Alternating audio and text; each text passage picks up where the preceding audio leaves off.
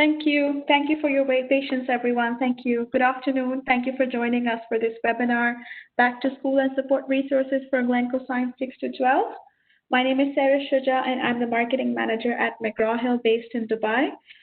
Hopefully, if you've attended a few of our webinars, you know how the drill works. So if you can hear my voice, please click on the right side of your screen. There should be a hand icon. Please click on the icon if you can hear my voice, which hopefully you can because I've seen you respond in the chat box. So if you can hear me, there's a hand icon on the right side.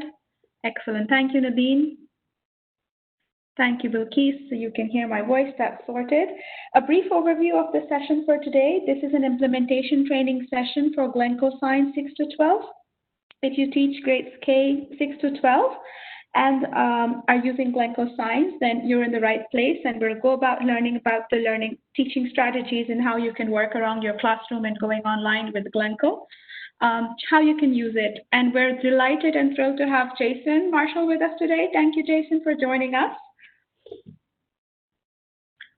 Your moderators for today are me and my colleague Afsana. We'll be in the background sort of monitoring the chat and also the Q&A. So if you have any questions for Jason, please put them in the Q&A box on the right side.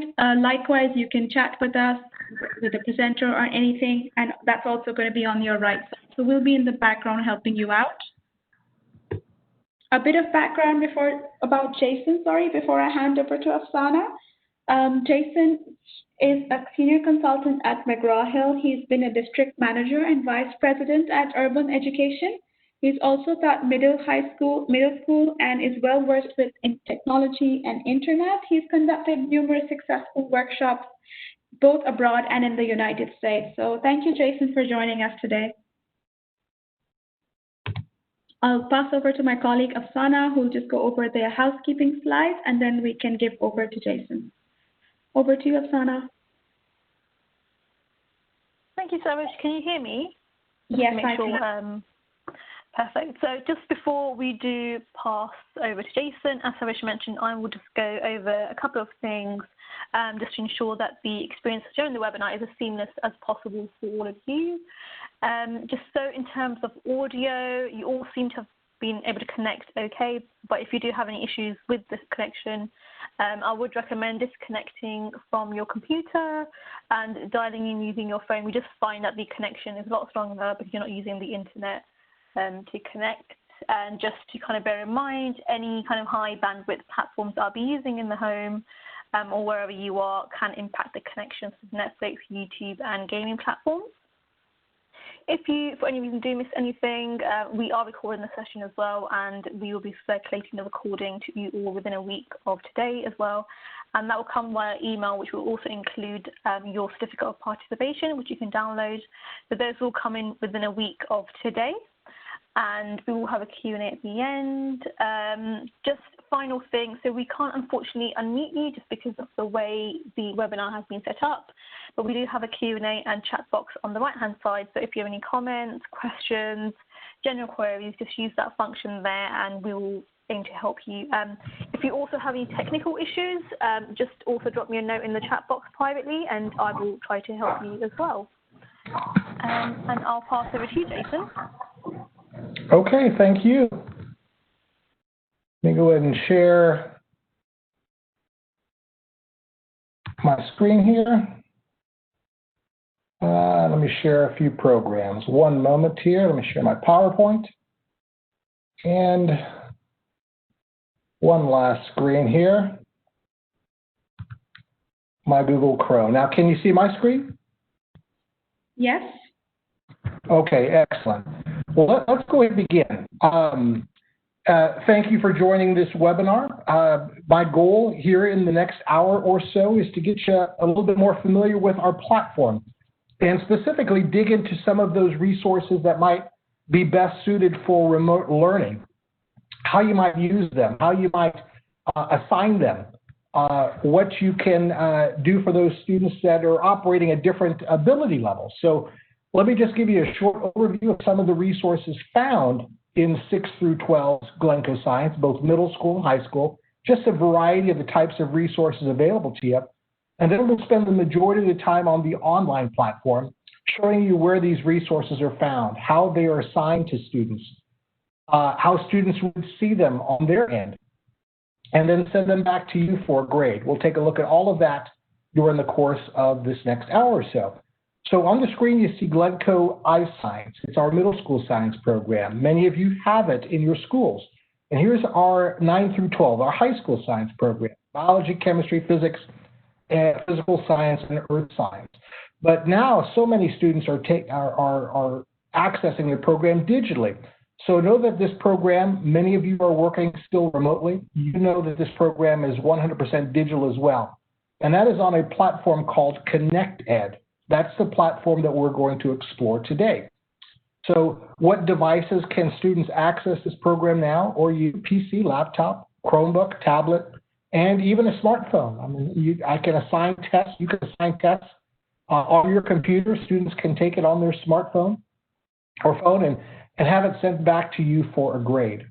Now, one of the tools that I think works really well in remote learning, students have a device.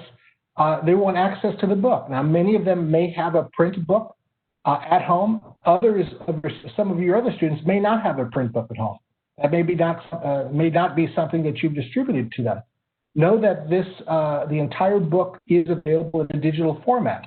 And it's really an interactive book because on the bottom of the book, unlike a print book, there are links to go to digital resources and of different shapes and sizes. So on the top row, these are concepts in motion video tutorials. These are great tools to assign remotely. Maybe have them watch one of these videos and then ask some questions about it through the test generator. Maybe they watch a video on their own and we come back and we have a discussion. Maybe we watch together and see what the video is sharing with us. So concepts in motion become great tools for remote learning. On the bottom left, you see a feature called Brain Pop. In the States, it's a subscription-based program. You can purchase it as a campus or a district, and it costs a lot of money. Ours are assignable and accessible free by teachers and students. And on the bottom right, you see Mr. Douglas. He's a personal tutor. And this is a Khan Academy-like experience that we have in our program. And we've designed Mr. Douglas and his colleagues. There are other personal tutors. Hopefully be the next best thing to you when you're not around. And in this case, Mr. Douglas is walking students through a lesson on net force. So these are types of resources you could assign digitally. Some are instructional, like we saw just now. Some are just for reinforcement and vocabulary support, like this crossword puzzle. Sometimes students are working against the clock, sometimes they're working against other students. So we have a lot of different types of tools that are assignable by you and accessible by students anytime, anywhere on the ConnectEd platform. For those labs that are too dangerous, too time-consuming, too expensive to do a class, and by the way, most of us aren't in class now, so how do we do labs at all now that we don't have students with us in a laboratory environment? Well, you might be able to do them remotely. So this is an example of one of our virtual labs. They come in almost every chapter of the book. We'll have at least one. And you can assign these remotely. Maybe students work through this lab in a remote learning environment, and then we come back and we discuss our findings. Or maybe they post their findings online in a message board or something like that. So another tool that can be used remotely, especially now that we can't do, a lot of labs are out of our reach since students aren't in our classroom. But there are other labs found in the book that you can work through either as a class or have students work through on their own if they have access to these resources. And so as middle school, as an example, you have launch labs. If you're not familiar with this program, launch labs begin every single lesson. Think of it as a short hands-on experience to get kind of prime the pump, to get students thinking about the topic that will follow. I like to call this ABC, activity before content, having students doing something before they ever get into the narrative. Every lesson in iScience, our middle school program, will begin with this launch lab. Every chapter in high school science will begin with the launch lab. From there, you'll see mini labs. Mini labs are a feature in 6 through 12 science, whether you're a middle school teacher or biology or chemistry teacher. You're going to see mini labs in every chapter. The idea of them is take a shorter amount of time, maybe 15 minutes, 20 minutes, 10 minutes, as opposed to 45 minutes. Sometimes Those are better experiences because you have time to do the extensions, analyze the data, compare this groups of data with this group of data. Why are they different? And so Labs gives you that time because they take less time themselves. Math skills, you'll see it where it's needed most. The physical science comes to mind. You'll see that embedded embedded within both student editions. And then skills practice.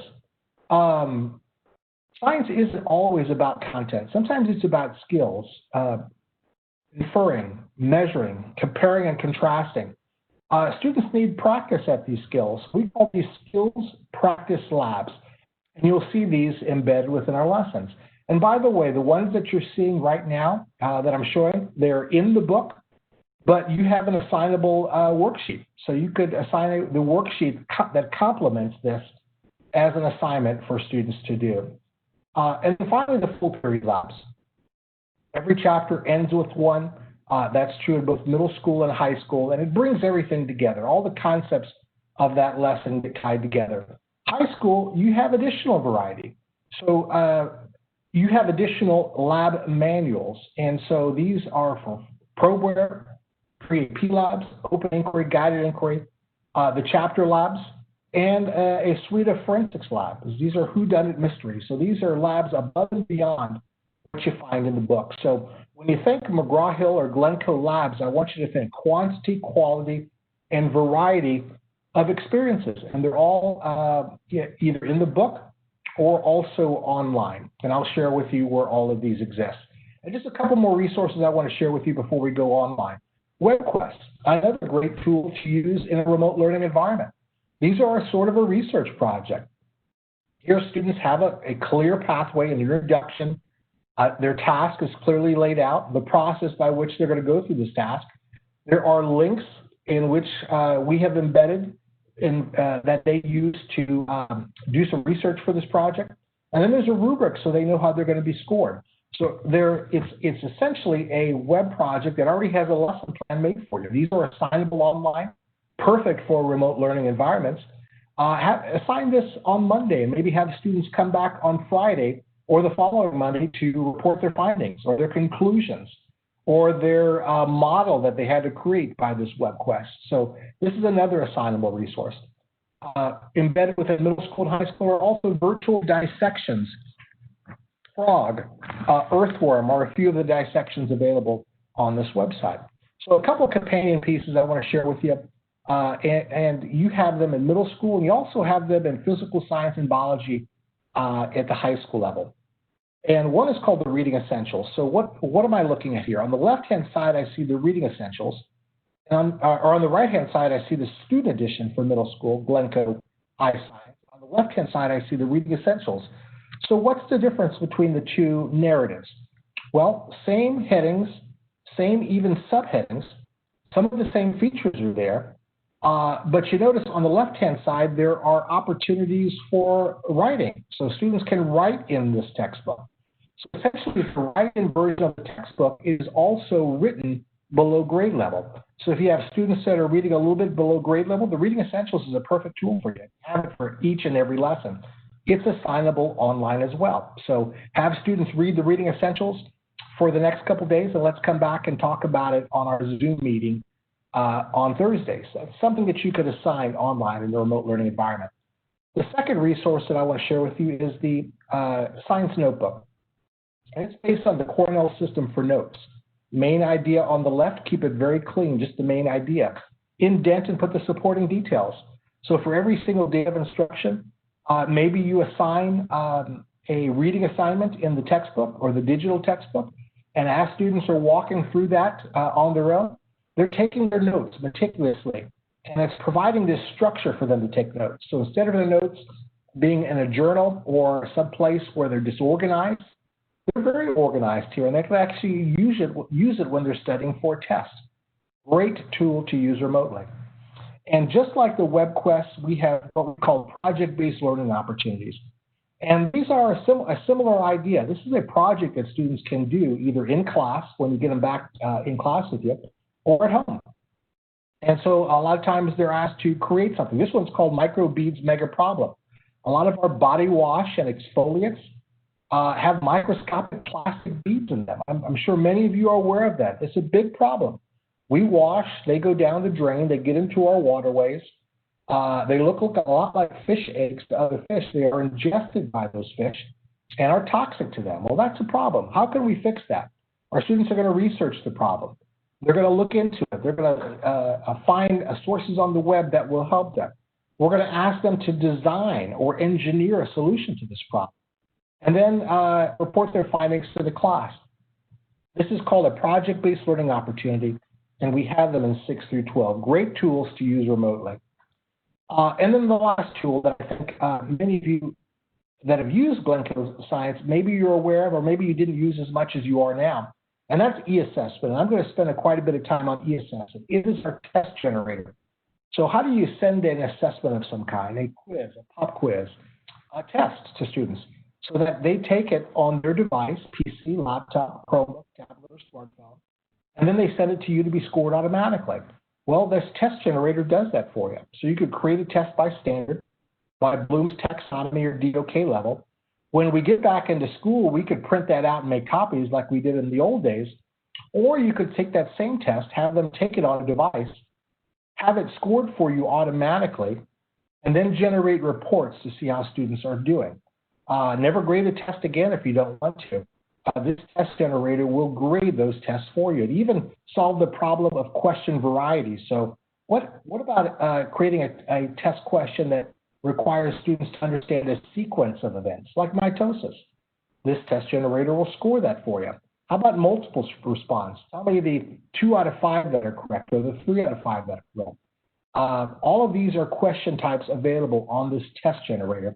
It even supports technology-enhanced questions like this one, where students are manipulating things on the screen, actually labeling the parts of something. These are also in our test generator. So this has been a little bit of an overview. Let's take a look online to see what this looks like and where all of these resources are found. How do I assign them? So right now I have myself up as a teacher.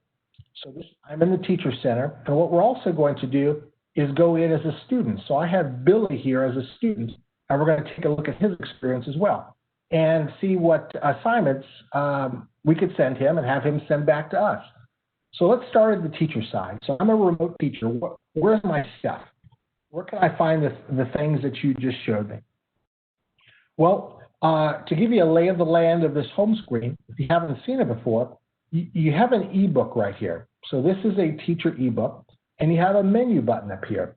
The menu in the upper left-hand corner is the main tool for navigating this site. It takes you to most of the places you'll want to go to.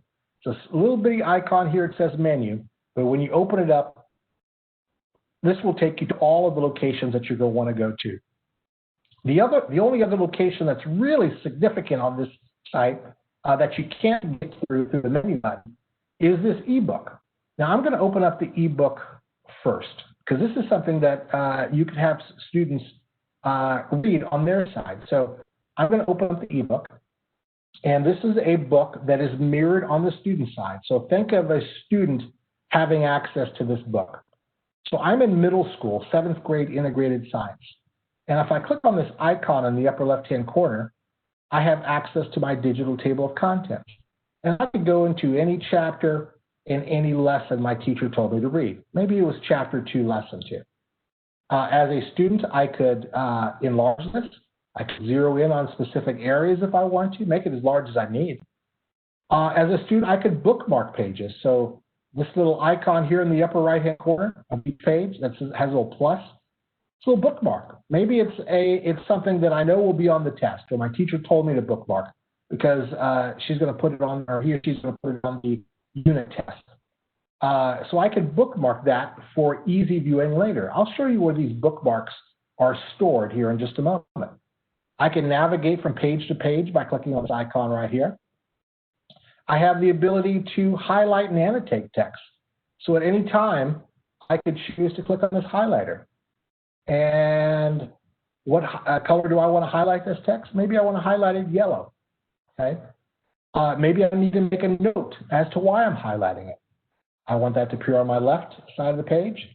Teacher said this will be on the test. And I'm going to post it. So now I've got a highlighted page. I've got an annotated page. I've made a little note for myself. I've bookmarked a page. And so I can do a lot of things here. And as a teacher, you could assign lesson 1 or have students read page 55 through 57. And at any time, students can go down here to the bottom and go directly to a specific page number if that's what you want them to. The highlights and annotates of the bookmarks show up here in Bookmarks. So that bookmark that I created shows up right here in one place. So I can hyperlink directly to that bookmark page at a later date. So it's a dynamic book. It's, in many ways, it's a lot better than a print book because I can make bookmarks. I can highlight on this book. I can annotate on this book. I have hyperlinks taking me to specific locations. And like I said before, take a look at the bottom. Remember in the PowerPoint I showed you at the bottom, there are resources I can access here. So maybe it looks like there's a video here I can watch. This little blue icon will pop up and it shows all the videos available to me as a student. So wow, as a student, I have access to this book at home, the dynamic nature of the book, and I have access to all of the digital resources right here at the bottom, whether it be a print resource or a video resource right here at my fingertips. I don't have to search for it. Right here at the lesson level, I have those resources. So the ebook is a extremely powerful remote learning tool that students should be engaged with fairly regularly because this is where their content is and they have the ability to customize it. Okay? So let's take a look. We've taken a look at the ebook. And just to show you on the student side what it looks like, where their ebook is found, let me go in as my student Billy. Now when I open up Billy's page, it looks a lot like the teacher side, doesn't it? Billy has a menu.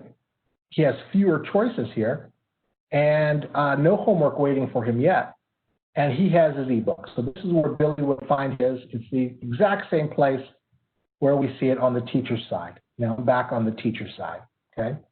So let's explore this teacher side a little bit more and get you more comfortable with it and familiar with it. And send a few assignments to Billy for scoring. So I have a menu button in the upper left-hand corner, and I have a resources tab. Resources and plan and present, these two locations, is where you are going to find your resources, the things that you might assign.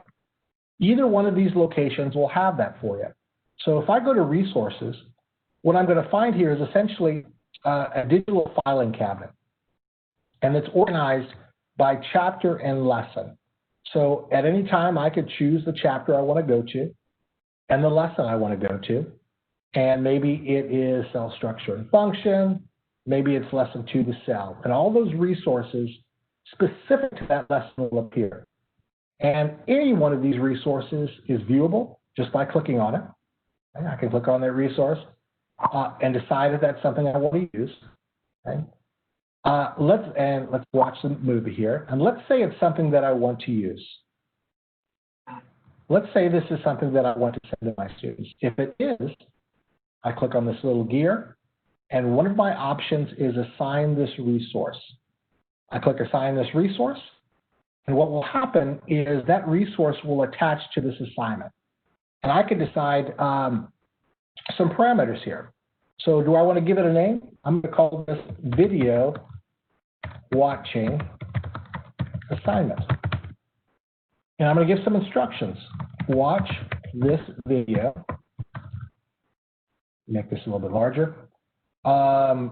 Be prepared to discuss on Friday. So once I'm going to watch the video, be prepared to have a discussion about it on Friday. My due date is my expectation of when I want it to be done. The expiration date is when it will disappear as an assignment. Students will no longer see it after the 10th. So let me make this due Friday, the 11th, and I'll make the expiration date the 14th. Who do I want to receive this? I want all of my students to receive this. Okay? And then I click Assign. And that's all I need to do to assign a resource to my student Billy. Okay? So Billy has an assignment waiting for him. Okay? Let's go back to the Resources tab. So that's one thing I've sent Billy, okay? That video assignment. let's continue looking as to what else I can send him or where the stuff is. Here's a cell research. Remember that Webquest I mentioned earlier? Here's that research project, complete with all the instructions I need to do this as a student. I have web links to take me out to locations. Let me click on one of these web links. So as a student, I could go out to find all the research I need on this specific topic through these web links. And I can complete this assignment at home. And there's even a rubric letting me know how I'm going to be scored. Okay? Maybe this is something I want to send to Billy to do as an assignment. So just like before, I would click on this little cogwheel, I like to call it, cogwheel, and assign this resource as one of my options. I'm not going to assign this just yet, okay, but I could. So anything that's a student resource can be assigned. So what happens if I don't see assign this resource? So let's take a look. I see assign this resource. What if I don't see it? That's like this resource. That means it's a teacher resource, so it's not meant to be assigned. So if you click on the cogwheel, it's probably, and you don't assign this resource, it's probably an answer key or something meant specifically for the teacher. Anything that's meant for the student to be able to view remotely is assignable through the cogwheel. Let's take a look at a few more resources that we want to send to students. So if I scroll to the second page down here, here are three of the resources that two of the resources that I mentioned earlier. One is the Reading Essentials. Let's take a look at it. Remember the lower level read of the textbook? Okay, so for this specific lesson, I have a lower level read. Maybe that's a perfect way for students to go through this lesson. Sure, they could go through the ebook that I shared with you. They could read the lesson there. But maybe you think they might also benefit from having this Reading Essentials. And maybe you want them to answer the questions in the Reading Essentials along the way. So let me assign this. I'm going to assign this Reading Essentials. And I'm going to call this Reading Assignment. And my instructions to them are read and complete the blanks. Return to me. When do I want it to do? I'm going to have it do, how about on the 11th again? And how about the expiration date on the 14th? And I want all of my students to receive this. And I click Assign. And now that has been sent to my student, Billy. So now Billy has two assignments waiting for him.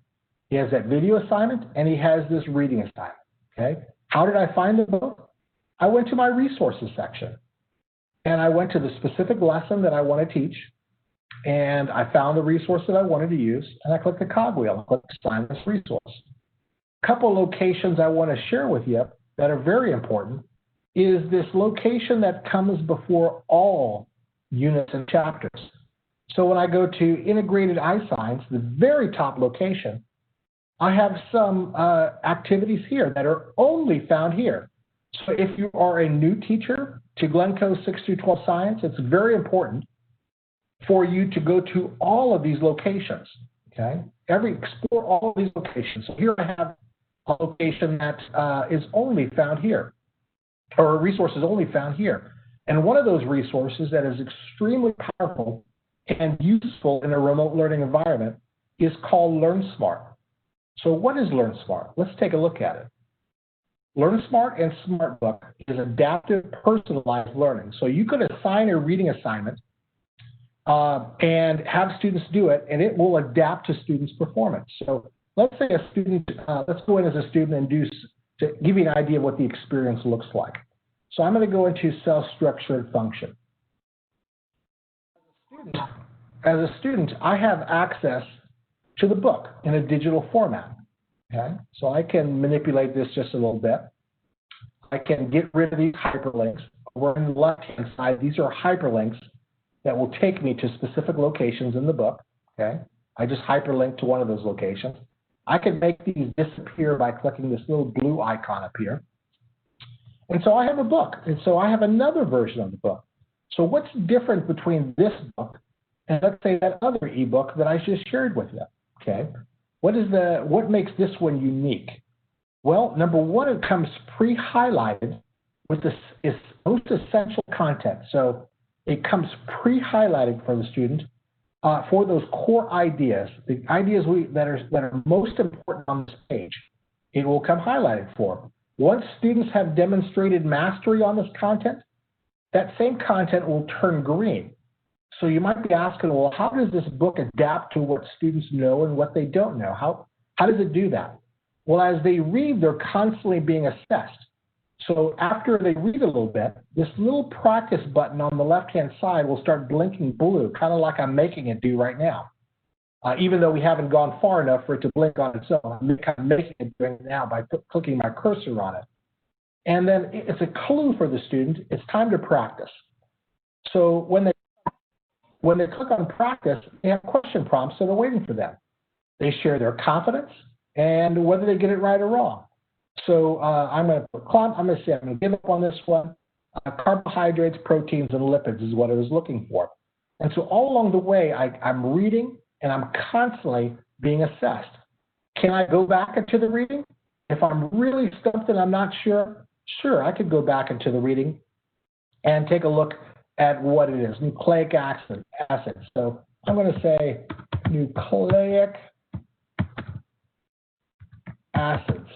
And notice I didn't spell it correctly. Let's see what Learnsmart does with that.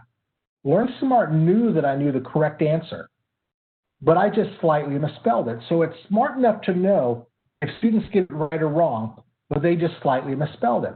So you might be asking yourself, well, if they can click on the Read About button to get the answer, how does this help them?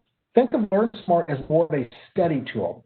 It's more of a reading tool and a study tool than it is an assessment tool. But it's collecting information about what students know and don't know all along the way. So this is a way to have students go through a specific lesson or all lessons.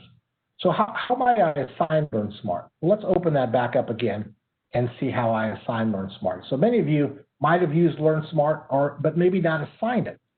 So when we previewed as a student, we went to study content just to get an idea of what it looked like. What if I went to assign this to my students? I'm going to click Assign when it opens up. And once I click Assign, the Download Content button will come up, so it will load what's available to me. And maybe I want to choose a specific lesson. Let's say it's chapter. Let's say it's cell structure and function.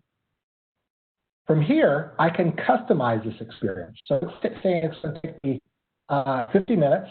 I could change the due date if I want to. Maybe I want this to be due, how about on September 22nd? I can change the due date, and I'll make it available right now. And so I could change the availability dates, and then I could customize this. So maybe I don't want the entire lesson to be assigned to students. Maybe I only want specific parts. So I don't want lesson 1, we've already covered that. And I don't want lesson 3 or 4 because we haven't even gotten to that yet. And notice what happens when I do that. Notice that down here, the learning items and the estimated time taken change. So as right now it's saying 50 minutes it's going to take. That's because we have all lessons included. But as I remove lessons, the amount of time decreases. But notice this, I can also customize within a lesson. So now we're down to one lesson. But you know what? I don't want them to take 18 minutes for this assignment. That seems a little bit long. I'm going to make this a shallower dive. So now I've customized it to this specific lesson, cells, and I want them to take about 10 minutes to do this. They're going to cover about 13 learning items. So I've customized this reading assignment. I'm going to click Confirm, and I'm going to click Done. And so now I have that being sent to my students. So it's waiting for Billy as an assignment for him to read on his end. Okay? So we've sent a few assignments to Billy, haven't we? We've sent a video assignment. We've sent a reading assignment. And we've sent a Learnsmart assignment. Okay? I'm going to send one more thing to Billy, and then we're going to go to Billy's side to see what it looks like. So far, everything that we've looked at has been through this resources view. Okay? And so what we've done is we filtered down to the chapter that we wanted to find resources for and the specific lesson that we wanted to find resources for. And then from here, we chose to click the cog wheel to assign this resource. Okay, so that's what we've done for the most part so far. I want to share with you one other location where these resources are found. Okay, and oh, by the way, before I do, notice that under chapter, you've got a lot of different locations here. Explore all of these locations. So maybe there's a resource here in the chapter overview. You have some great transparencies that could be sent to students as an assignment. So every lesson has one in middle school, and in biology and physical science, every lesson has one of these. If you are in class, we suggest they be projected as students are coming into class. They know immediately to take out a sheet of paper and answer these questions. But these can be assigned as well. And you could choose to assign these to students if you wanted to. So chapter overview has a bunch of resources here. All of these are resources that you could choose to integrate into your instruction. If I go down to study guide, I'm in chapter 2. I go past all of the lessons and I go to study guide. Here's where those interactives show up. So remember those little games I mentioned before? This is where they'll show up. So maybe I want to assign this little vocabulary game to students. That's something available to me. I click on the gear, and if I wanted to assign this resource, I would assign this game to my students. So the second location that has all of your resources that I want to mention, first location is the resources. The second location is scroll all the way down here to plan and present. And a lot of teachers that use our programs like this version as much or better. So here I'm going to choose the same chapter and the same lesson, chapter 2, lesson 2, and let's see what it does here. What it does is it creates these handy little digital file folders for me. And if I expand them all, I could see all of the same resources on the right. Same resources we had available to us in the resources section. They're just organized in these nice little file folders.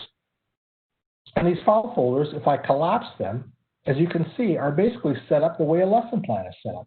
We use the 5E lesson model in Glencoe Science, and a little simpler lesson model in high school science.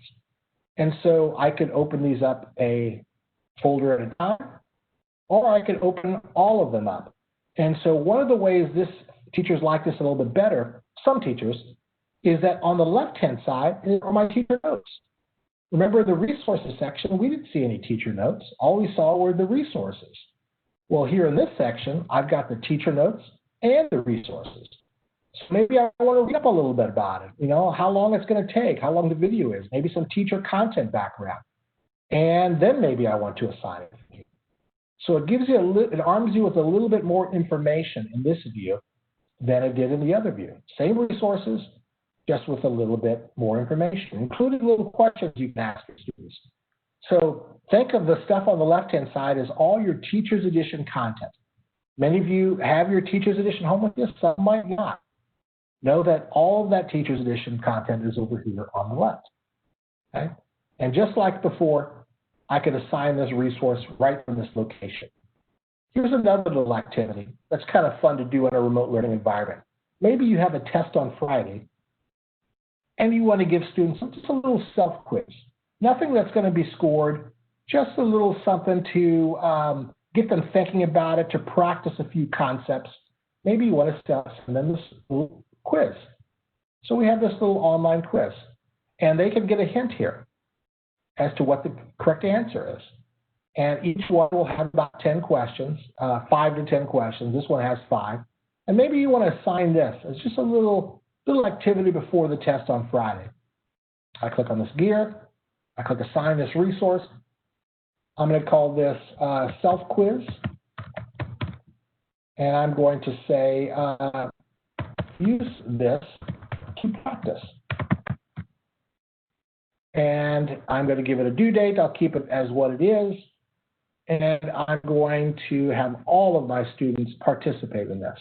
And I'm going to click assign. Okay. So now that's been sent to my student Billy. Now Billy's got a few assignments waiting for him, and we haven't even sent him a test that we created yet. So I'm going to go over on Billy's side for just a little bit, and we're going to take a look at what it looks like on his side. And we're going to take a few of those assignments and send them back. A couple of them were pretty easy, so I don't think they'll take long. So I'm going to go migrate over to the Student Center. Everybody see this? It says we're in the Student Center now. How do I know for sure? Well, when I go to Menu, I don't have so many choices over here, do I? I don't have a lot of the stuff that the teacher has. I only have my student stuff, like my homework, okay? One thing to keep in mind on the student side, which is really nice in a remote learning environment, is not only do they have the book available to them anytime, anywhere, a dynamic book, they also have all of your the resources. So if I go to the resources section, well, lo and behold, thank you, Sharice, for asking the question. Lo and behold, they have all resources as well. So isn't that nice? So I taught middle school science, and I don't know how many times I handed out something on Monday.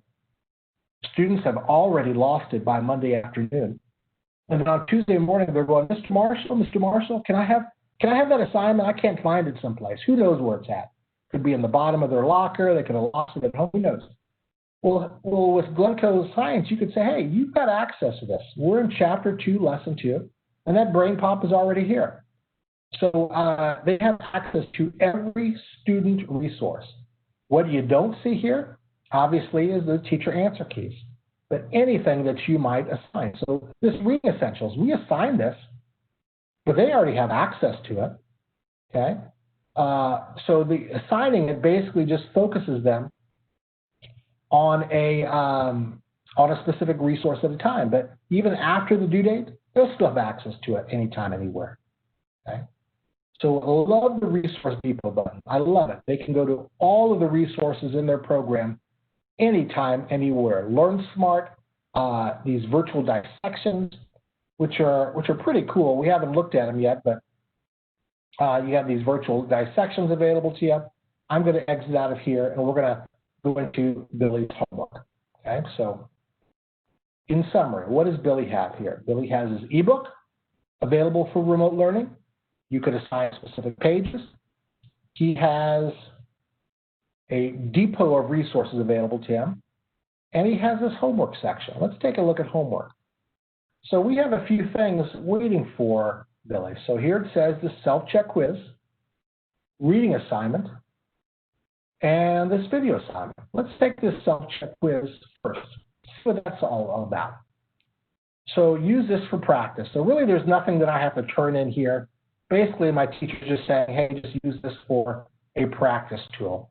So maybe I want to answer this question. I'm just going to answer some of these randomly just to prepare for this test.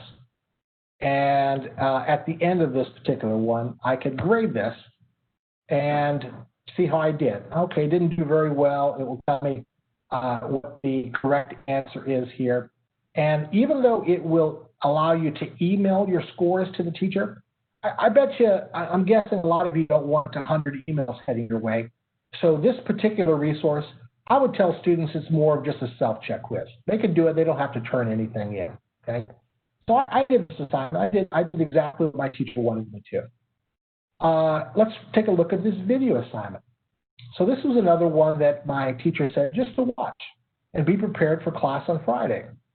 So as a student, I'm going to watch this. I can watch it as many times as I want. Okay, I could replay it. There's a little quiz after each one of these little brain pops, which is kind of nice. And so that's kind of fun for students. And then I'm ready to prepare for my discussion on Friday. Okay, so I'm just going to say done on this assignment. Okay, so I've done that video assignment. Now notice what happened. When I click done, let me do that again, click done on this.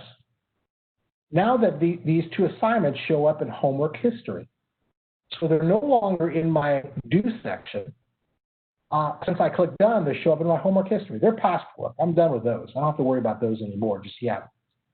And I only have one assignment waiting for me in this. Now this is something I think I wanted my students to write on. So let's take a look at this reading assignment. Read, complete the blanks, and return to me. So I click on this assignment, and I've got this reading assignment. okay? But I also have opportunities for response and interaction. Describe the location of the cell wall. And I might say the cell wall is on the outside of the cell. So this is a form that could be filled out in PDF form. It could also be printed out and used when you get in class with the students.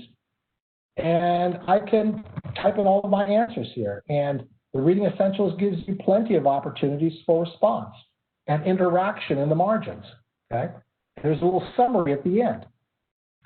So I'm just going to write a little bit of gibberish here, and I'm ready to save that as a student. So as a student, and let me just put XXX, and I'll just put, agree or disagree. Okay, so I'll put D here, and I'll put A here. And as a student, I might choose to click print, and I'm going to save this on my desktop. Okay, so the first thing that they have to do is save it on their desktop. So I'm going to call this Reading Assignment.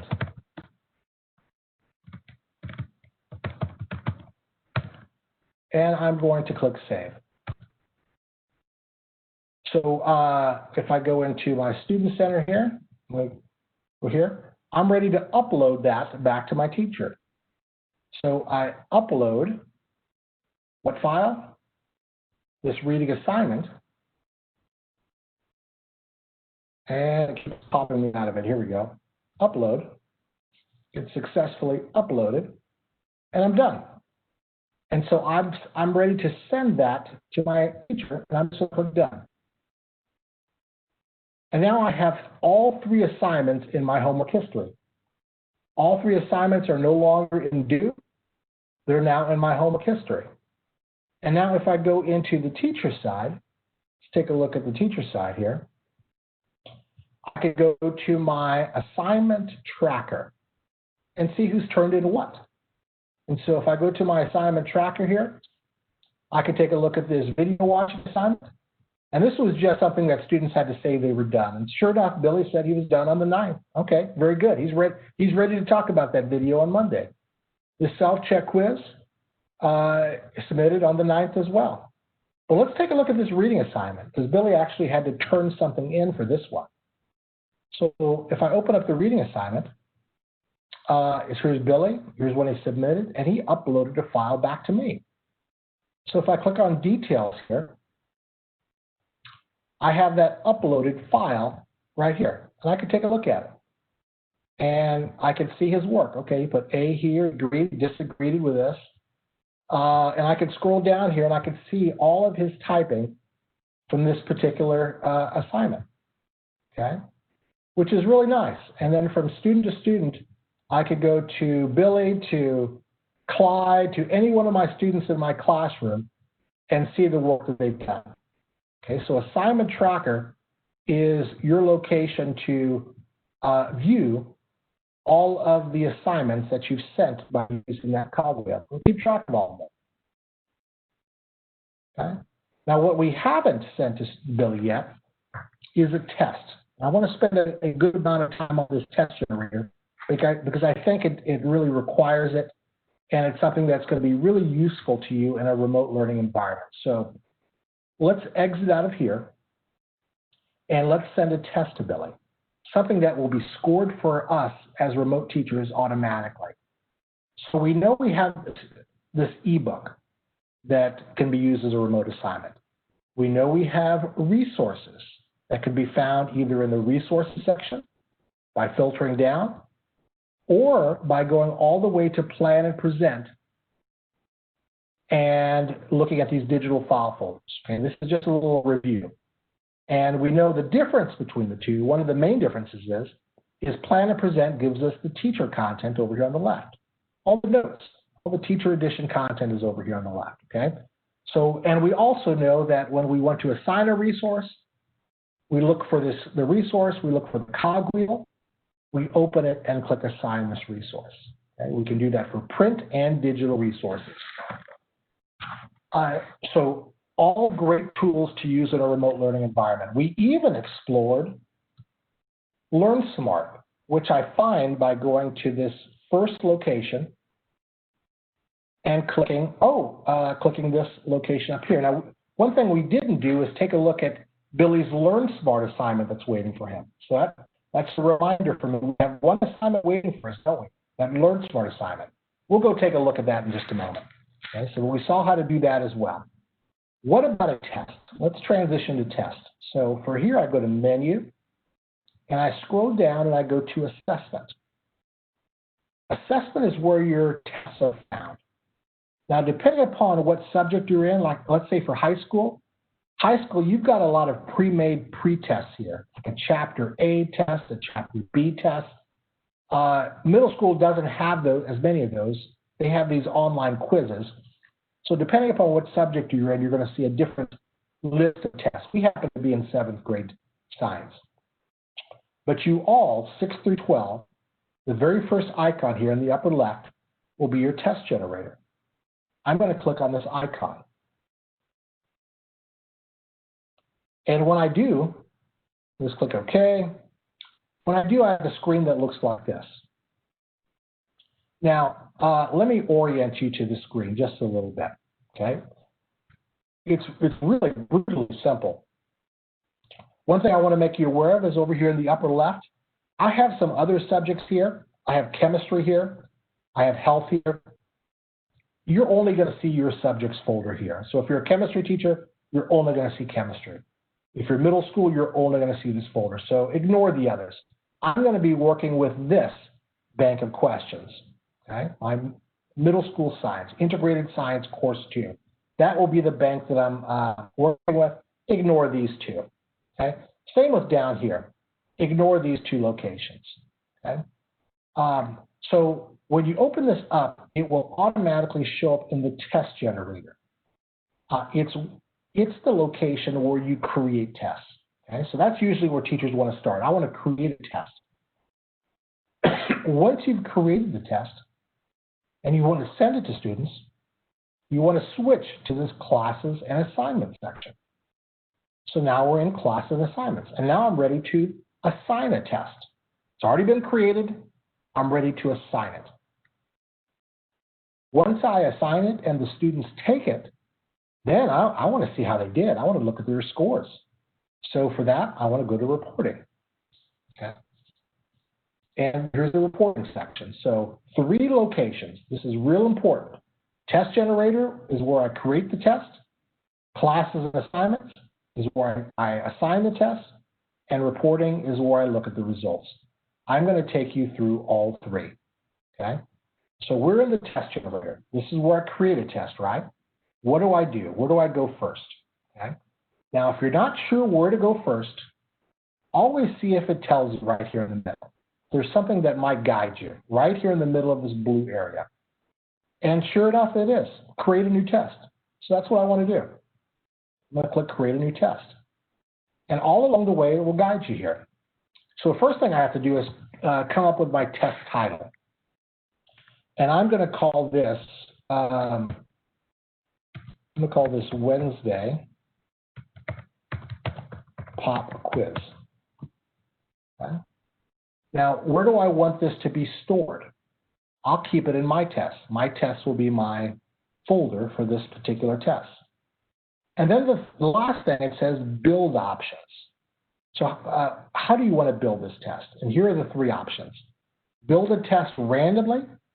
So the first option, I'm only choosing how many questions and of what type, like 5 multiple choice from this chapter and 5 true false. I'm surrendering some control to the computer. The computer is choosing which specific questions are going to be chosen. I'm just choosing how many and what type. If you want to make a test really fast and quickly, and you don't care which specific questions are chosen, you know you covered all the content, they better know everything in that chapter, then maybe this is the way to do it for you, this first option. Okay? The second option is I'm pulling questions by either standard or difficulty level or other criteria. So in here, again, the computer is choosing the questions. I'm just choosing, okay, I want 5 from this level of Bloom's taxonomy, and 5 from this level of taxonomy, as an example. Again, you're surrendering control. The last option is total control. You pick and choose the questions you want to be a part of this test. So I'm going to do this first option. The second option is a lot like the first option, so I won't do it just for the sake of time. And then I'm going to do this last option where I can pick and choose the questions that I want to be a part of this test. So let's try one of the random options first. So I'm going to choose that option, and I'm going to click next. The next thing I have to choose is where are these questions coming from? So again, ignore all of these banks. I got to choose the banks that I want to be a part of this test.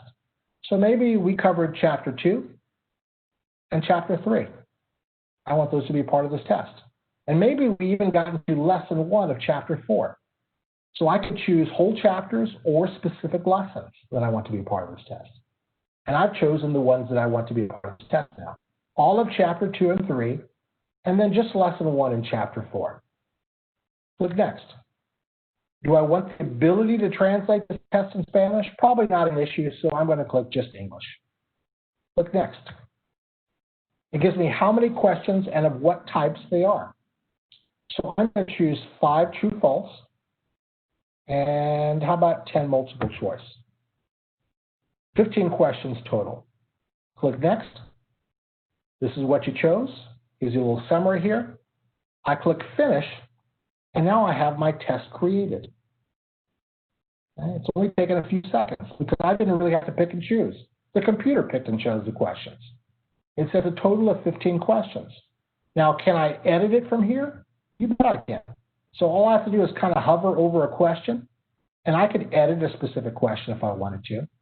Open this up, and maybe add some instructions at the end if I wanted to. Click OK. Maybe I don't like a question after the computer decided, oh, you know what, we didn't cover this. So I'm going to delete it altogether. And I will delete that from the test. So I can make some changes after the test is created, but I didn't choose the questions. Okay? I'm going to exit out of this by clicking on this exit. Now, when you do, it's already been created, so it'll already be stored. You're not going to delete it. I've exited out of it. So where does it exist? Where did that test go? Do you remember that filing folder that I decided to store it in? Here it is over here in My Test. So I can open this up, and here is my Wednesday pop quiz. It's just waiting for me. Now, how do I bring it back to where I can work with it?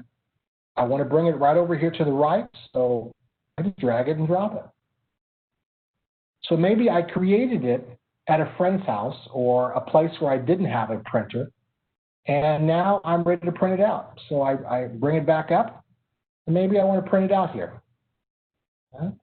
I could choose to add questions here. I'm just ready to work with it. When you bring it over to the right is where you can work with it. So I'm going to bring it over to the right. There it is again.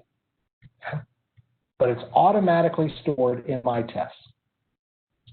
So I've sent that, I've created that test. So I'm ready to send it to Billy. Okay. So where do I go to send it to Billy? If you said classes and assignments, you are correct. So I'm going to go to classes and assignments. It says, remember I said if you don't know what to do, just read what it says in this blue section. It says drag a class to this area to begin. So I'm going to drag my class, Jason's middle school fall class. I'm going to click New Assignment here. I'm going to give it a name. I'll give it the same name I gave it for my filing cabinet. I'm going to call this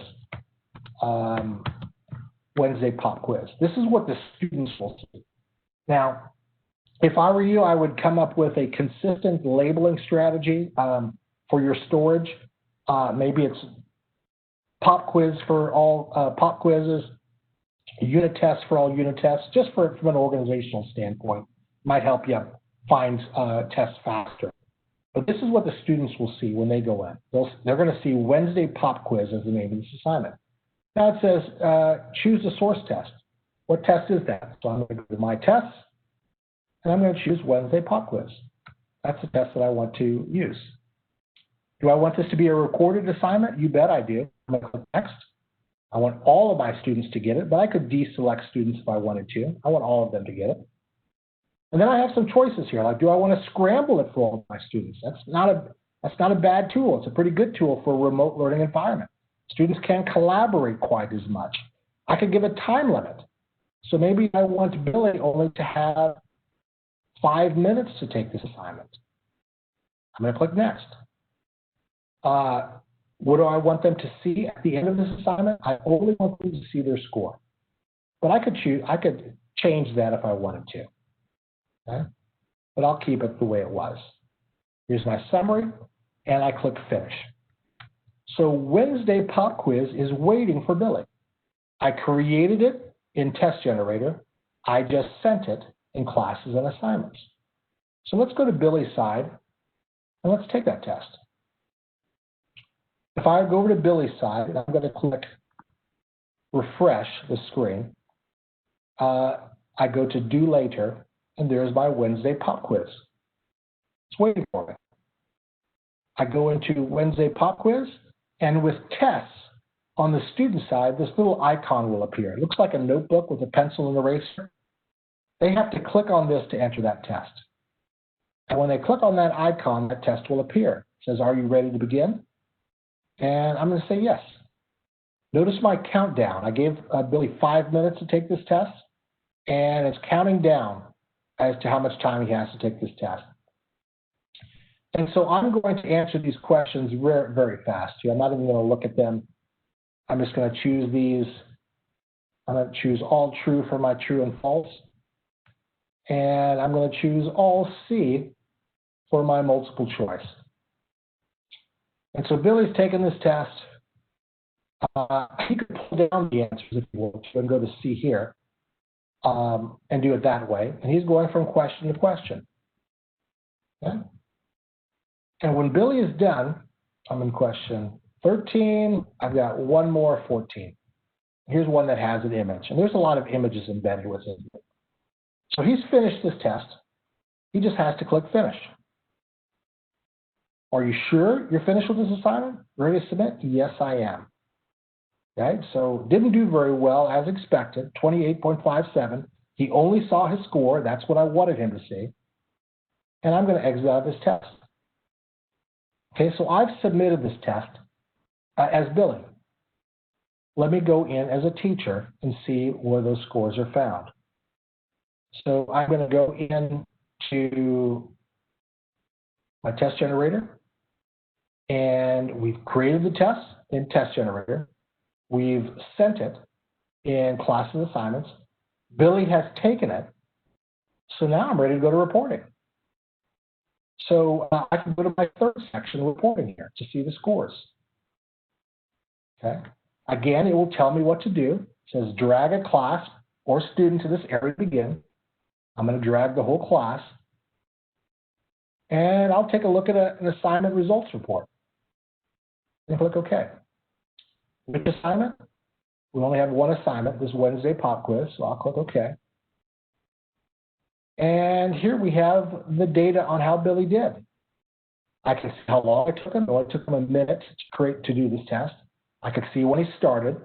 We only gave him one attempt, so he only has one attempt here, but I could have given him multiple attempts. And then to see the specific questions that he missed, I can click on this little icon here, right here, and I can see Billy's test. I can see, okay, you got question 2 right. Let me take a closer look at question 2. Okay, all right, good job, Billy. But boy, Billy missed a lot of other questions here, so I can take a look at the specific questions Billy missed and what the correct answer was. Okay? Imagine 30 students taking this test and doing an item analysis report. So I could pull up an item analysis report on this same question. And here only one student has taken this test. But just imagine if 100 students have taken this test, or just 30. You could see what students are having no problems with. So maybe all of them got 2 or 3 right. And then you get all this data on which ones are, the class average is on all these other questions. And you can zero in on those questions that are our students are having the most difficulty with. Item analysis report is great data to inform your instruction. Maybe you didn't cover it and you thought you did. Maybe it's just a tough topic and we need to go over it a different way. Okay, so you have an item analysis report, a great tool to use remotely. So I created test one way. Let's create a test a different way. This will just repeat the process so you can see it again. So where do I create a test at? How do I create the test? I go to Test Generator. It will always tell me what to do. I'm going to click Create a New Test. I'm going to call this my chosen questions test. Again, I want it to be stored in my tests, but we're not going to let the computer decide. So we're not going to choose these first two options. The first two options the computer chooses. I'm going to choose Build an Empty Test. That's the last option. Here, I get to see the questions and choose the questions. I'm going to click Finish. Now we have an empty test. All we have is the title of this test so far. That's the only thing that we've done so far is the title test. There are no questions here. It's all blank. So how do I get questions over here to this test? Well, I'm going to go to my test bank up here. I'm going to go into my middle school test bank.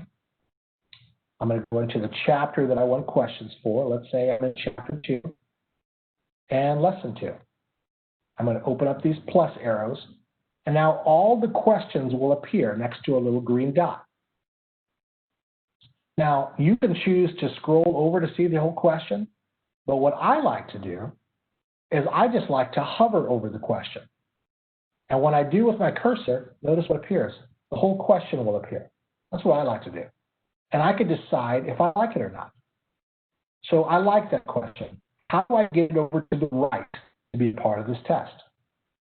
Now, if you're thinking drag and drop, you are absolutely right. Drag and drop is a big way to move around this test generator, okay? So it's a big function in this test generator. So if I want this test question over to my right, I just drag it to my right. Now it's part of my test. Let's take a look at another question. Perfect. I want this to be a part of my test. Take a look at another. This to be a part of my test. I'm going to get a 5-question test here. So I'm going to make this a part of my test. And I've got 4 questions, it tells me. I want one more. So I'm going to bring this over to the right. And now I have 5 questions. Just like before, I could edit any one of these questions. I could delete these questions. I could add a question. We haven't done that yet. Let's do that real fast. Let me add a question. What type of question? How about a multiple choice question? When I do that, it will set up a template for me. The sun rises in the, and I'm going to put the correct answer next to this check mark. East, tab west, tab north, tab south. And I'm ready to add that. I'm going to click OK. So any new question you add, it will set up a little template for it. I'm just going to add a few more little questions to make this, one more question to make this a 7-question test. Okay? So I have 7 questions. So my chosen questions test is created. I can exit out of here. Remember, it's all automatically saved. Where is it saved? My little folder here called my test. And here's my chosen questions test. If I wanted to make some modifications, how would I do that? This is just a review here. I just drag it over this area to begin. There it is. I can modify it again. But I'm done creating it. I'm ready to assign it. I click Classes and Assignments. It's my second section here. And I'm ready to assign it. Just like before, if I don't know what to do, just read what it says in the center. Drag a class to this area to begin. Okay, let me do that. I'm going to click on New Assignment. And I'm going to call this Teachers Chosen Test. Remember, this is the name that the students will see. So you might have a naming system for you as a teacher, and you might have a different naming system for the students. It's kind of up to you, or you might have them be the same. It's up to you. This is what the students will see. Now, I need to select the test that I want to use for this test. So I'm going to choose My Chosen Questions Test. I'm going to click OK. So we've given this a student name. We've chosen the test. We want it to be a recorded result. We click Next. We want all of my students to get it. Click Next. Time limit on this one? Scramble on this one? Sure, I'll scramble it. Now every student will see a different test. The questions will be scrambled. Even the answer choices within a multiple choice question will be scrambled. Boy. So if you have those students in class that like to peek over at a student's test and they see the same question, little do they know that the answers have been scrambled as well. So you could scramble a lot of different ways here. Okay, I'm going to deselect that, not use it all together. And we could create a time limit, click Next, Next, Finish. Now we have Teacher's Chosen Test waiting for my students. So let's go over to the student and take it. I go over to Billy's side. I'm going to refresh his screen here. And now Billy has, in Due Later, Teacher's Chosen Test waited for him. And here's his homework history. This is all the stuff that he's already submitted to the teacher. Everything that's done shows up in homework history. But he hasn't taken this yet. Let's take this Teacher Chosen Test. Remember, teach them, they always have to click on this little icon here. And it doesn't show up as a little finger letting you know it's a hot link either. So a lot of students may not know to click on this. You have to tell them. Click on this little icon here, the notebook icon. And here's my test waiting for me. Again, I'm just going to choose C for all questions, just for the sake of this training. And again, I could click on the circle, or I could click on the pull down menu. Either way will take me to the answer. Okay? I'll choose C for all answers, and I'll choose A for this one. How's that? And I'll choose C for this one.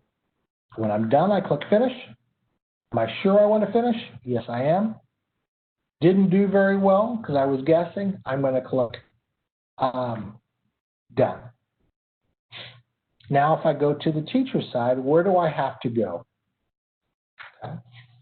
Where do I have to go as a teacher? We know that I created the test in Test Generator. That's done. I assigned the tests in Classes and Assignment. That's done. Billy has taken the test, so I'm ready to go to reporting.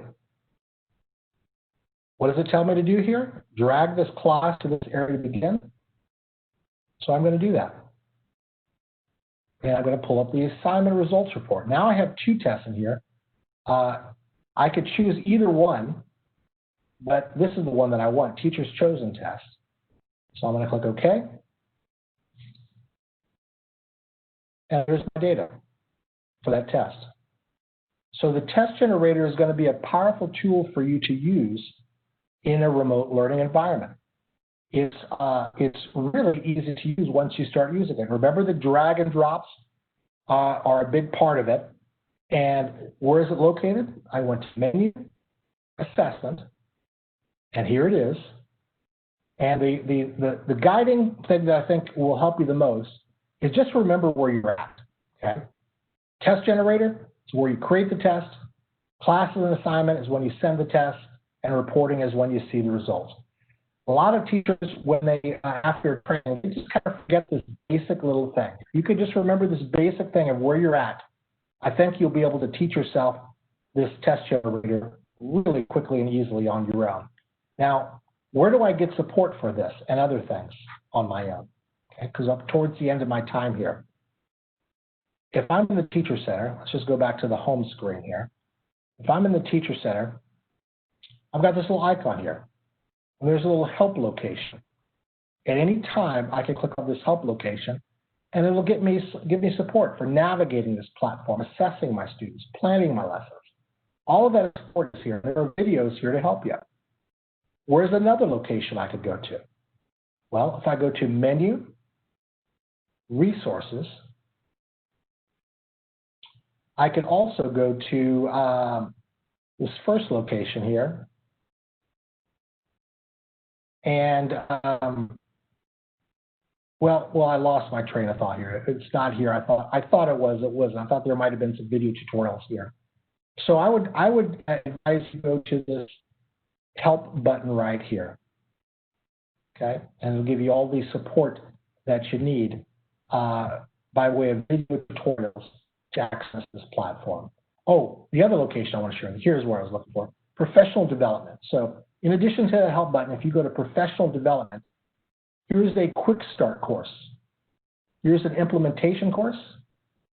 And here is more on Learnsmart. Okay, so these are other videos that will help you after this training. One last thing that I want to do before we finish here is I believe Billy has a Learnsmart assignment waiting for him. So I'm on the student side, and I'm going to go to Learnsmart. How did I find it? I just found it in the same place it's located in the teacher side. And when I go to the student side of Learnsmart and open up my SmartBook, what I'm going to find, let's give it just a moment or two to load here. Looks like my internet has slowed down just a little bit here. Is I'm going to see that assignment waiting for me here. So I'm going to open this up. And I'll just go through this because Billy hasn't gone through this before.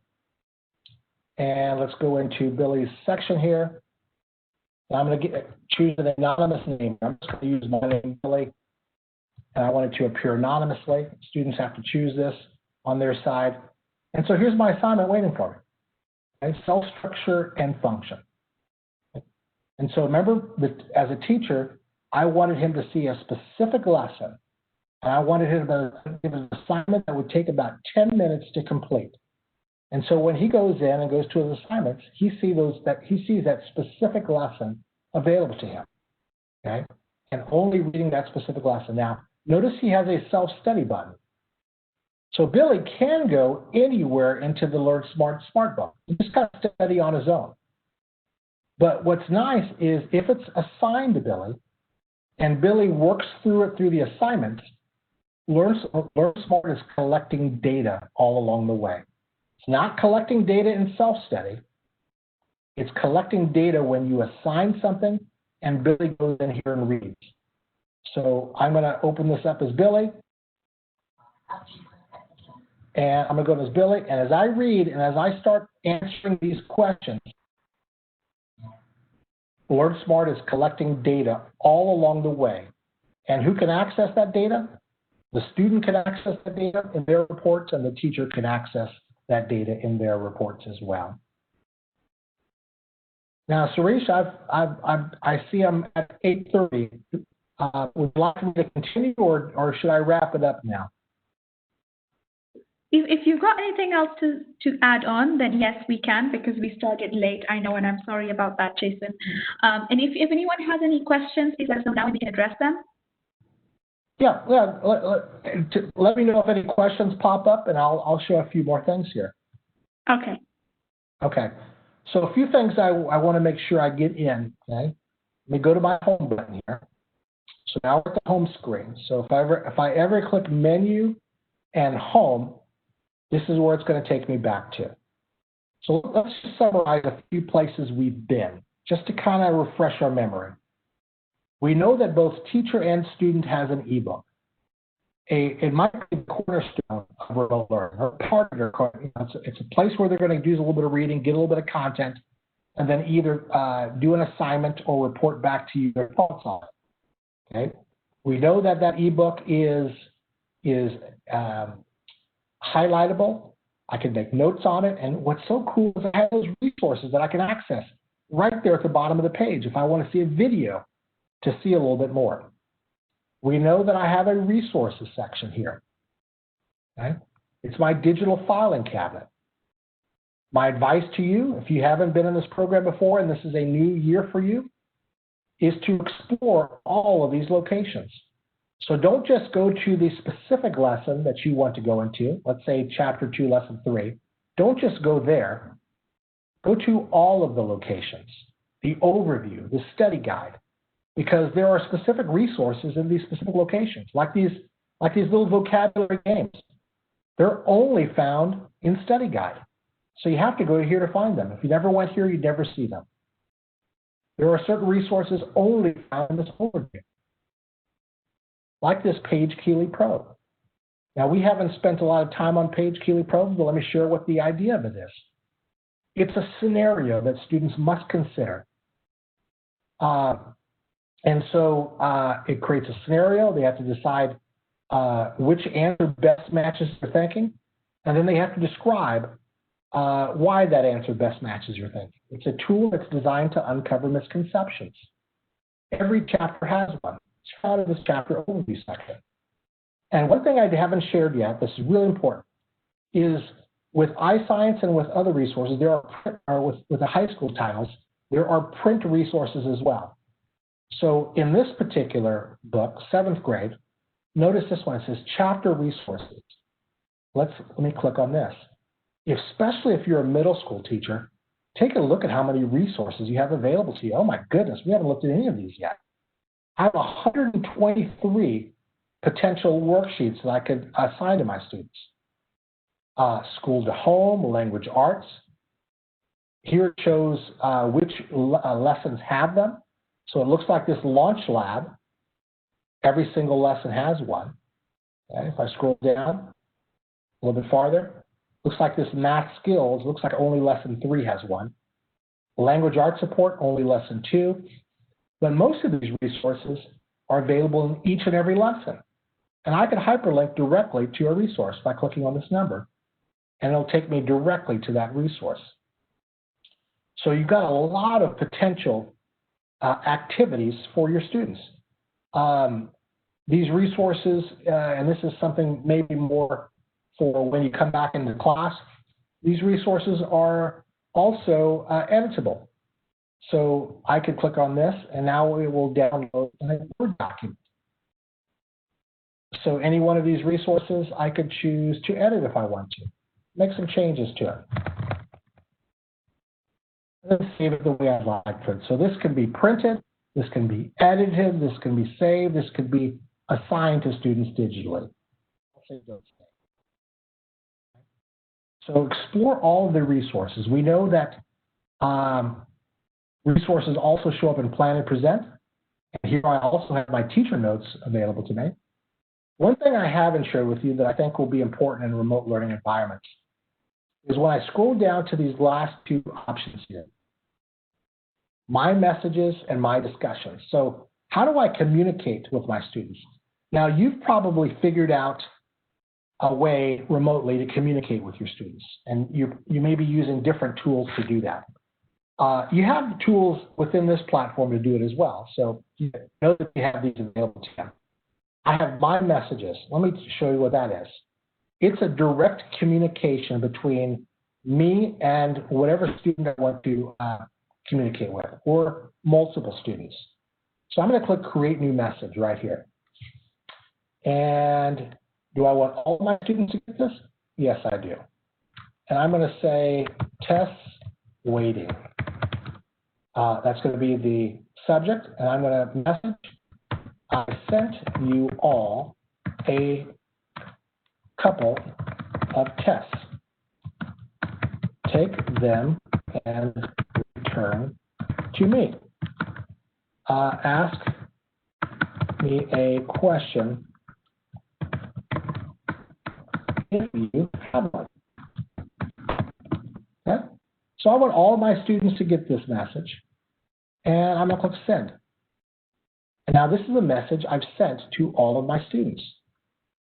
Now if I go to Billy on his side, and I go to my messages, there's that message waiting for him. Okay, and Billy can take a look at it. Okay, very good. And Billy choose to reply and make a little reply back to me. I saw them. I think I might need help on the cell test. And I'm going to send that back to Mr. Marshall, and he's communicated back to me.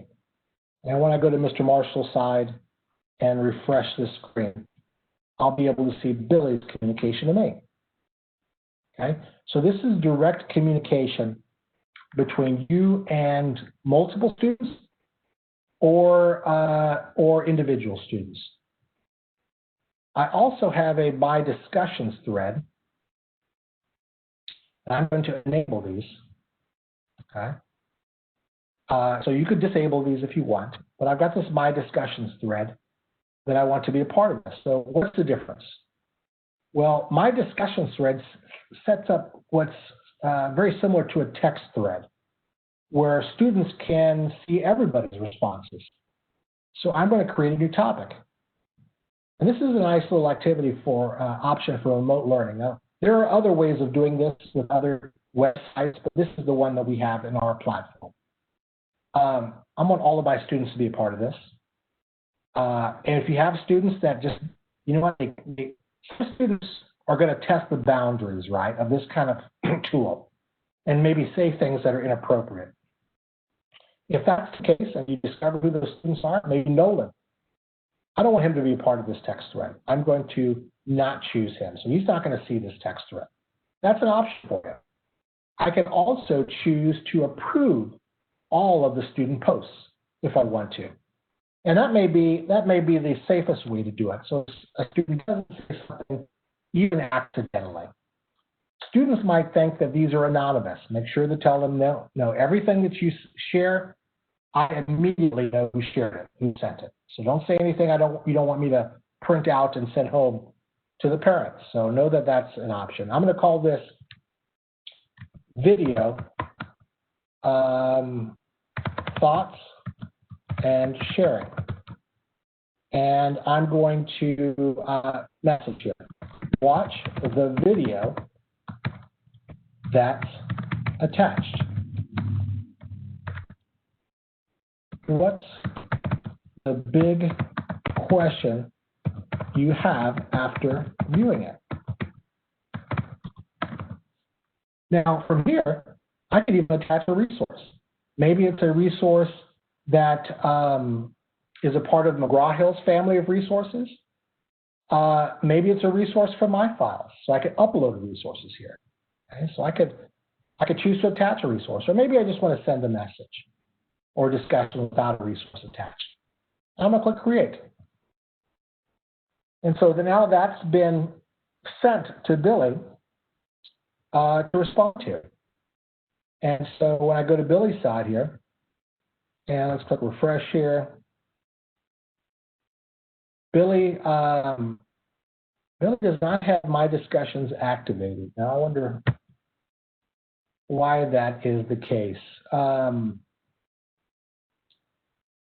You know, I'm stumped. I'm not sure, but you will typically have, it may be my demo account that does not have this. You should have a My Discussions section right here under My Messages where Billy will respond here. So that, and then when Billy responds, what happens is, let me just show you kind of how it works here. Billy would respond and maybe say, I was wondering why the cell worked that way. And now you can have this ongoing text thread. Imagine all the students kind of chiming in and sharing their thinking of what's going on. And don't forget, you have the ability to monitor this text thread, choose who participates in it, and whether it's enabled at all. Okay? I'm going to click Deselect Topic, so when a topic is done, I could choose to delete that topic altogether. Okay? Now, where did I find that? As a teacher, I went all the way down here and found it in My Discussions. So class management, or no, so resources is where I find my resources one way. Plan and present is where I find my resources with my teacher content.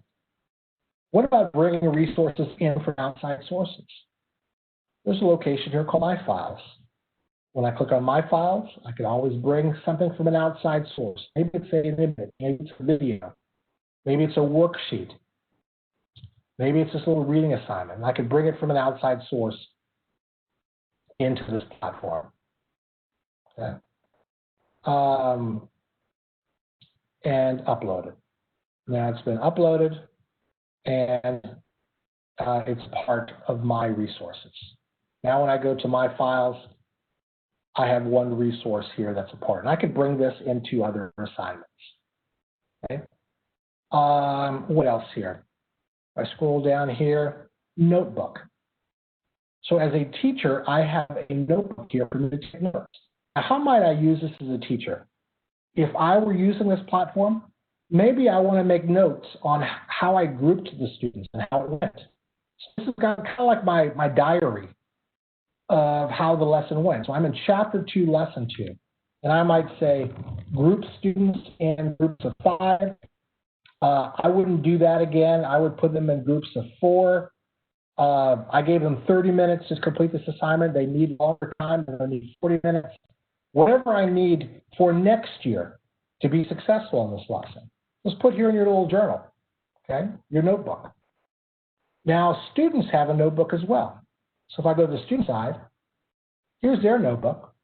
And on their note side, it may be something completely different. They may actually use this as a note-taking tool. Or maybe you give them guidance on how they're going to use this. Maybe they put the big questions, the questions that they have for every test, okay, the things that they're still unsure about. Whatever use case scenario you want to create for your students, you can do that. But this is a space that will be available to them as an online journal. And it's organized. It's kind of nice because it's organized by chapter and lesson. And I have a space here for notes for chapter and lesson. Now, remember, students have an alternative note-taking device. What do we call that? We call that the notebook. So they do have the science notebook for taking notes as well. And this is the Cornell Notes. So they have different options. And as a remote learning teacher and a remote learning student, you can choose the option that you think is best for them. This is an option where they can actually type in these cells and save their notes this way, or submit it to you as an assignment if that's what you want them to do. Okay. Let's see if there's anything else that's worth looking at. The calendar, there is a calendar function in here. I usually don't spend too much time in it because I think teachers have a calendar that they're used to using, and they don't tend to use ours. They tend to gravitate to maybe Outlook or whatever your district uses as the district calendar. You probably don't want an additional calendar to manage, and it's not essential. You don't really have to use that. Here's another help button. Remember we saw one way up here? Up here. There's also one right here. So you could access help here. It will take you to the same location. Okay. Assessment is where my tests are. Standards probably won't help you too much. This is helpful sometimes in states in the United States that have specific standards and allow teachers to search by those state standards. I don't think it will help you in this situation. Professional development, explore all of these locations as well. These are underutilized. And these are videos that will show you how to do a lot of different things. And there's these on-demand webinars that will share with you all different other sorts of best practices in a science classroom, okay, and in other domains outside of science. So all of these are locations for you, the teacher. Where did I find those? In professional development. Glossary basically just gives us the glossary of the textbook, hyperlinks us directly to that. And then we were in Notebook, My Messages, and My Discussions. So if you have never utilized this platform and you are a new teacher to Glencoe Science, either 6 through 8 or 9 through 12, this has been a fairly thorough overview for you. Now, with any platform, it's going to take individual exploration. Right? You're going to have to go in and explore and see what it does and what it doesn't do. Know this, you're not going to break anything. Don't think that you could delete something or accidentally remove something. It's impossible to do in this platform. So feel free to make mistakes, explore, find out where everything's at, find what you're looking for, assign it to students. And here's what I like to tell teachers is, you know, for the first couple days or maybe a week of the semester, say, hey, you know, I'm new to this platform too, so are you. You know, we're going to make a few mistakes here. I've sent you a resource. How about you try to send this back to me? And so there's a little bit of a grace period where both you're given some time to kind of figure out what it looks like end to end for your students, and where your students get used to sending stuff back to you. And then maybe in the week 2, we're all pros at this by now. We're ready to take grades on this. So this is just something to think about. Okay?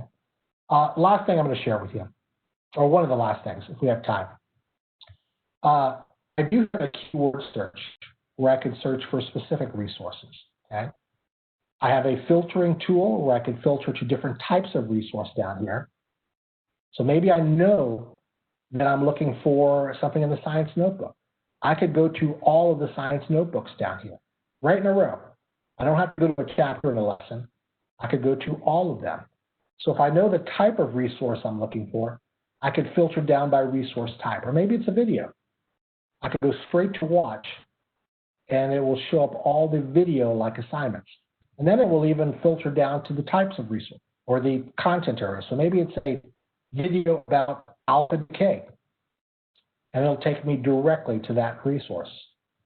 Okay, so resources has a lot of different ways to filter. I can filter by keyword, by type, by chapter and lesson, which we did earlier.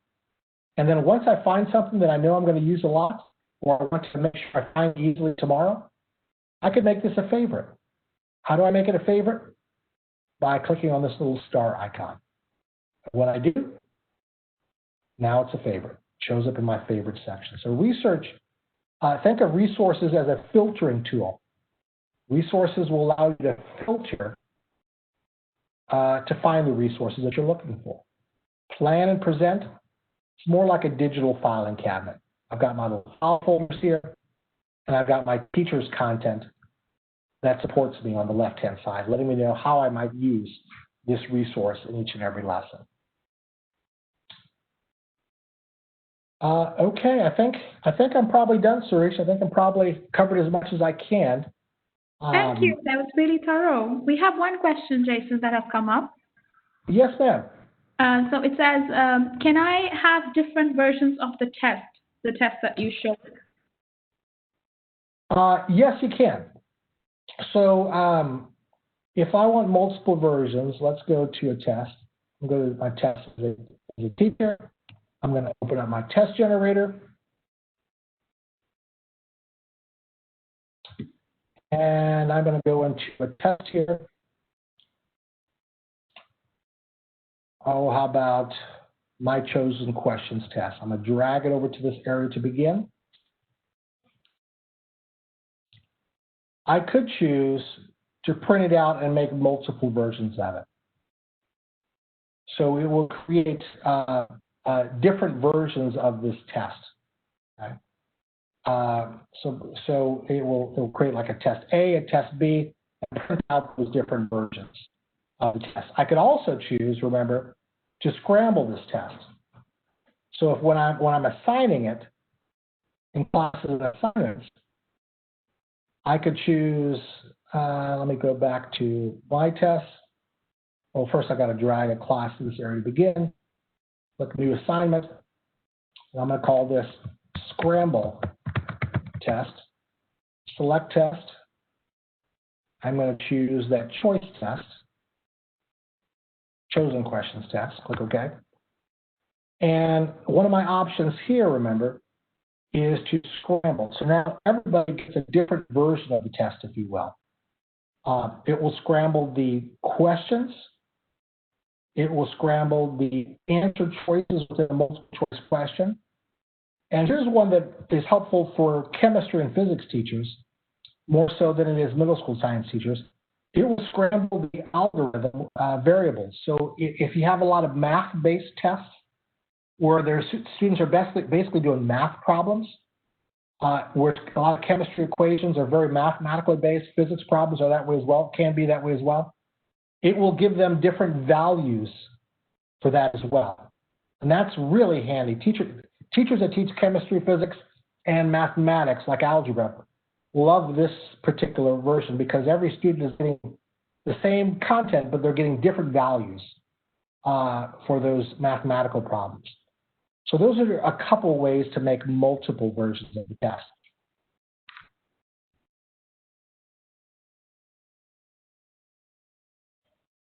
Thank you, Jason. Yeah. And I guess that's it for so far. We've not had any other questions, but you've covered everything really thorough anyway. So thank you everyone for joining us today. We have a repeat session on Friday, and I'm just dropping the link in the chat box. You can register there for the session. As my colleague mentioned, Afsana, that you will receive the recording of this webinar along with the option to download the certificate in a week's time. So be sure to look out for that. And thank you so much for joining us. See you soon.